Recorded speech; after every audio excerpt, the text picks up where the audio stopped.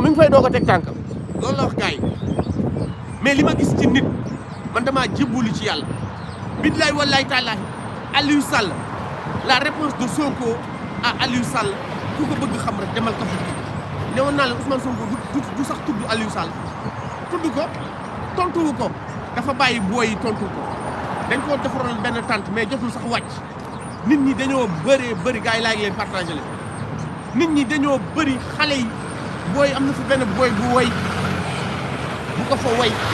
Guy Marius Sagna mais vraiment gars yi non sérieusement man maa njaagu Sonko de waaye chaque jour Sonko jaaxal billaay barke Rasulaay man de dama yaakaaroon ne Sonko Ziguinchor rek lay gane mais yow Sonko dafa war Casamance la war a raatale Macky Sall nag sàcc la de waaye nag am na yoo xam ne kenn mënu ko sàcc Macky Sall sàcc la waaye man de gisuma Kafountine fan lay jaar ba sàcc ko sérieusement ak Bignona li ma gis si nit mais Bignona sax bëriwul Kafountine moo bëri nit mais ñooñu lan la leen Sonko defal ba ñu bëgg ko noonu Sonko l'infatigable Sonko qui sillonne le Sénégal Sonko qui est partout en même temps qui est même on pense même qu'il est doté de ce pouvoir d'ubiquité n'est-ce pas le pouvoir de Dieu un pouvoir divin d'ubiquité d'être partout en même temps on le voit en Casamance on le voit en Mbour on le voit aujourd'hui on l'a vu encore à Keur Massar Malika et demain ne soyez pas surpris de le revoir en Casamance ça donne le tournis la tournée de Ousmane Sonko donne le tournis moi je ne peux pas suivre c'est comme disent les Américains I can't keep up I cannot keep up je ne peux pas suivre le rythme endiablé d'Ousmane Sonko un Ousmane Sonko infatigable donc on disait qu'il était malade parce qu'il s'était évanoui à Bignona mais cette quinzaine-là c'est une quinzaine extraordinaire de Superman Ousmane Sonko il est partout moi je pensais qu'il en avait fini avec la Casamance vraiment cet homme-là il est doté d'un pouvoir presque mystique presque divin il est infatigable n'est-ce pas mais c'est incroyable n'est-ce pas donc on disait qu'il allait être assassiné n'est-ce pas en Casamance mais que nenni regardez-le il est partout il n'est pas entouré de gardes du corps il n'est pas entouré de militaires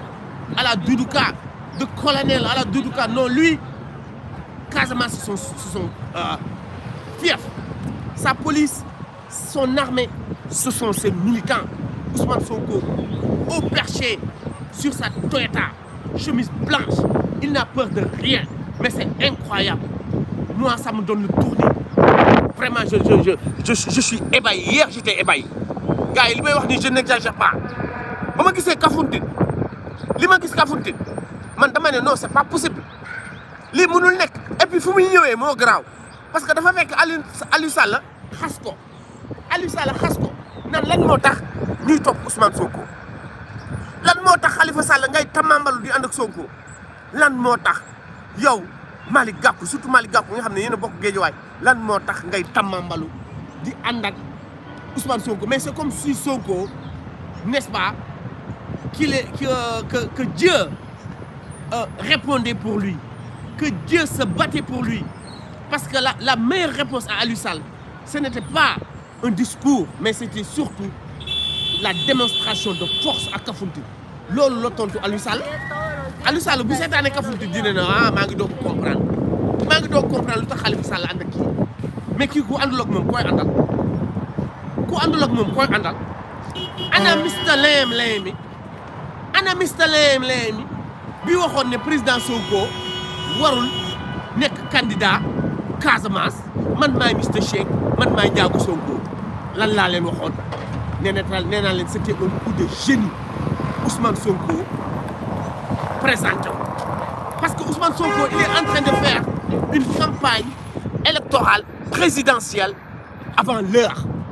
Mr Layem lii de boo ko gisee di nga ne Ousmane Sonko il avait bien raison de se présenter parce qu'il est en train de faire une campagne électorale extraordinaire Macky Sall actuellement on ne le voit pas mais Sonko on le voit partout à 2 ans des élections présidentielles, il a déjà conquis le cœur de tous les Casacés. Parce que cette tournée-là, c'est une tournée extraordinaire. Ça a commencé avec les événements de Doudouka, vous vous rappelez, lorsque ce provocateur-là, n'est-ce pas, l'avait attaqué. Sonko avait répondu par une caravane extraordinaire. Nous disons que Sonko ñëwaat def fa benn meeting parce que 15 jours après caravane bi dafa ne dinaa ñëwaat di ngeen gis loolu musul gis effectivement ba bu ñëwee mu wan ni lu musul gis loolu jeex Sonko ne dootu leen ma gis lu bëri ci Casamance foofu la annoncé mu ne damay def maire bi yéen a ngi rappelé ba mu ne damay su ma nekkee seen maire dafa juum sax jour boobu il a fait un lapsus parce qu'il voulait faire la déclaration, n'est-ce pas, à la fin de son discours. Mais il a fait un lapsus et il a dit su ma nekkee maire rek gars yi yuuxu yéen a ngi rappelé boobu foofu la ñoom duutukat tijjee ñu yaakaar ne jeex na Ousmane Sonko tijji campagne yow askan bi mu ne non non Casamance laa koy defee mais vraiment loolu ñoom Malick Gakou sagal ko vraiment kii sagal ko Aïda Mbodj sagal ko n'est-ce pas ñoom ñëpp ñu sagal ko ñu def benn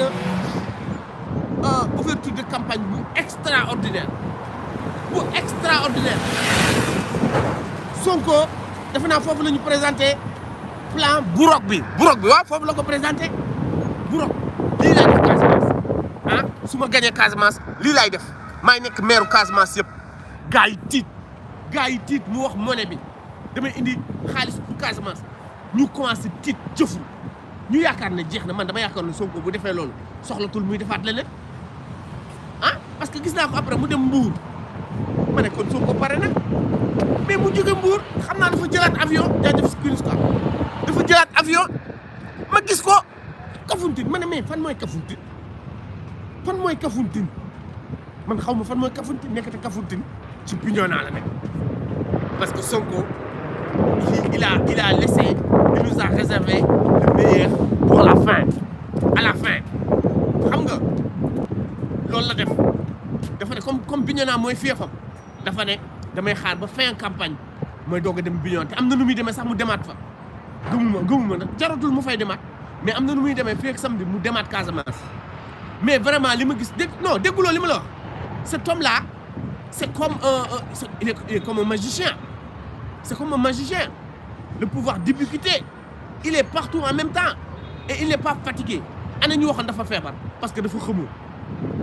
Macha allah yàlla bu ko jot. waa APR ayez peur. Les Américains wax be very careful. Non, be very afraid.